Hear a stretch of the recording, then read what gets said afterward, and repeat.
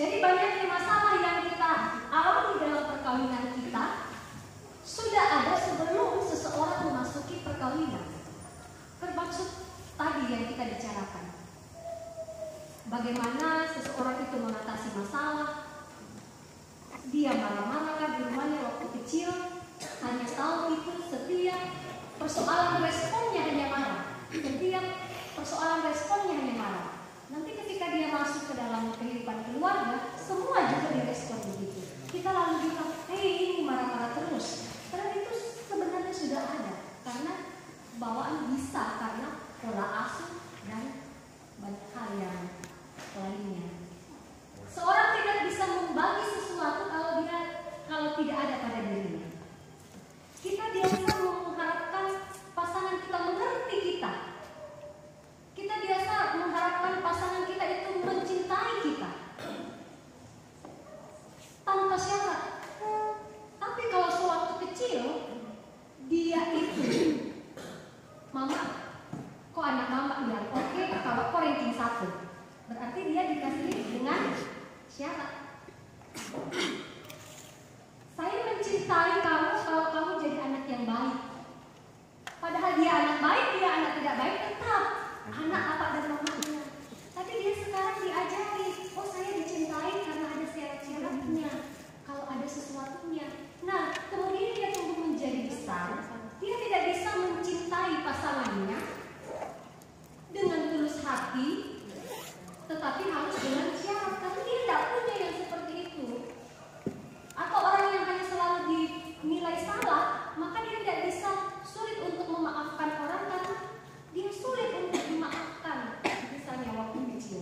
Jadi banyak masalah yang ada dalam keluarga umumnya sudah ada sebelum seseorang memasuki perkawinan. Makanya itu penting sekali bagi kita pendeta laksanakan dengan baik pendampingan atau konseling pranikah itu, membukakan mata mereka tentang hal-hal yang seperti itu, sehingga mereka tahu. Konseling perkawinan atau pranikah berapa kali biasa dilakukan? 2 hari. Ya. Itu sudah cukup kah? Belum. Saya mengupayakan saja sampai 8 kali, itu rasanya masih sulit sekali. Tapi begitu, kita saja pendeta masih banyak bisa diskon, Bu, jangan kok 8 hari, Bu, 2 hari mau cukup atau 1 hari mau. Gitu kan, itu sulit-sulitnya, tantangan yang kita hadapi. Setiap orang dibentuk oleh tradisi, nilai, kebiasaan yang diwariskan oleh orang tuanya. Jadi setiap anak-anak kita dan juga anak-anak kita itu sudah dibentuk oleh kebiasaan, tradisi dan nilai-nilai dari keluarga asal kita. Sama seperti saya. Oh, misalnya nilai apa yang dijunjung tinggi dengan keluarga saya?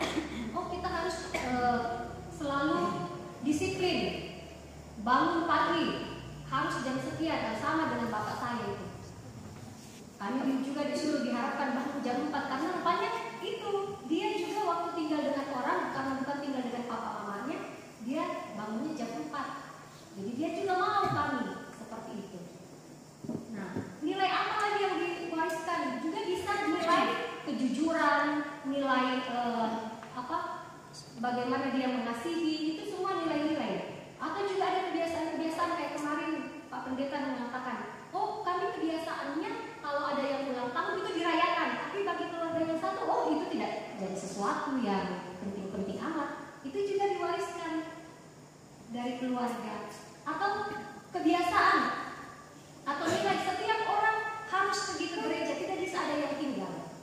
Tapi kalau di keluarga pasangan kita, wah mau ke gereja kah boleh, mau tidak boleh. Nanti masuk dalam rumah tangga kita dapat orang yang tidak punya kebiasaan pergi ke gereja setiap minggu. Wah, ini setiap minggu bisa kita berkelahi. Bangun habis sholat di gereja, untuk apa di gereja? Padahal itu sudah ada, kebiasaan itu sudah ada, bukan pada waktu kita menikah. Keluarga mewariskan nilai kepada anak-anaknya. Orang tua dapat mewariskan nilai yang tidak tertulis melalui teladan hidup. Orang tua juga dapat mewariskan nilai yang tertulis berupa aturan-aturan. Tidak mudah mengubah sesuatu yang sudah diwariskan dari kecil. Jadi kita perlu mengenal siapa keluarga asal kita.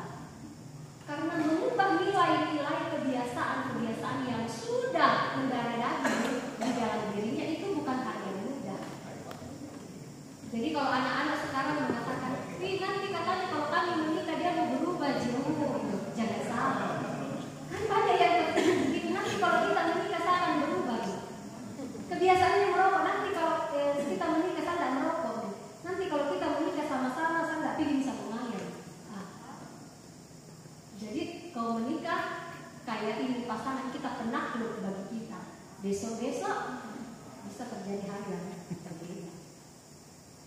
Oke. Teladan dari ayah dan ibu sangat mempengaruhi anak-anak. Ikatan batin antara orang tua dan anak sangat menentukan relasi ketika anak-anak dewasa. Jadi relasi kita mulai dari kecil itu juga menentukan nanti relasi kita ketika kita berkeluarga.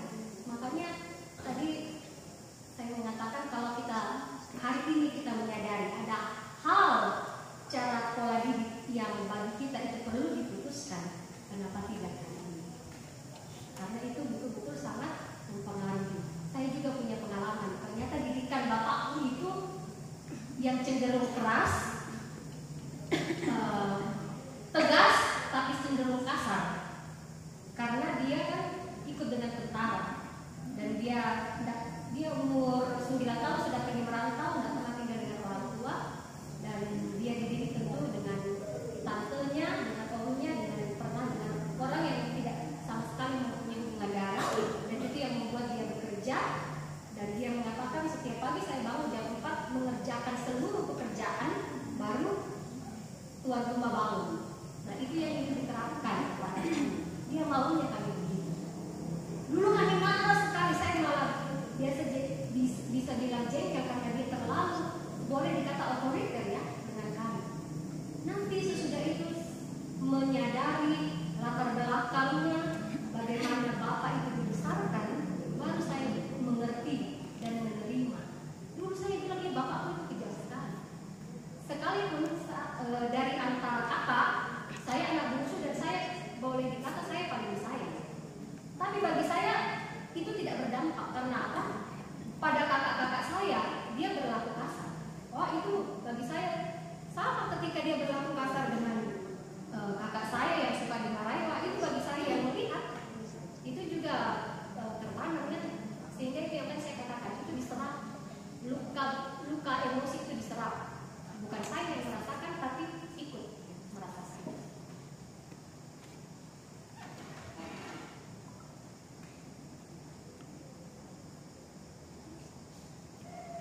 Hubungan emosi dapat diciptakan kalau keduanya mau mana tadi?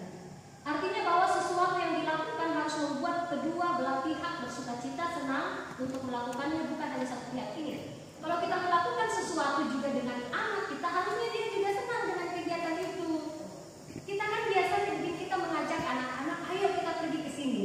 Menurut kita itu baik, itu menyenangkan bagi kita, menyenangkan juga bagi anak-anak. Padahal belum tentu, apalagi kalau diajak di acara perkawinan orang lain. Kita rasanya, kita ayo nak, kita pergi sama-sama. Tapi anak-anak bilang, ini temannya semua bapak-bapak, mana saya mau menikmati. Ada yang seperti itu. Kalau usia kecil mungkin ya. Tapi kalau anak-anak yang masih besar, jadi upayakanlah melakukan sesuatu itu anak-anak juga senang dan juga kita bisa menikmati bersama. Dasar teologis untuk merawat keluarga. 1 Timotius 5 ayat 8. Kita baca sama-sama 1, 2, 3.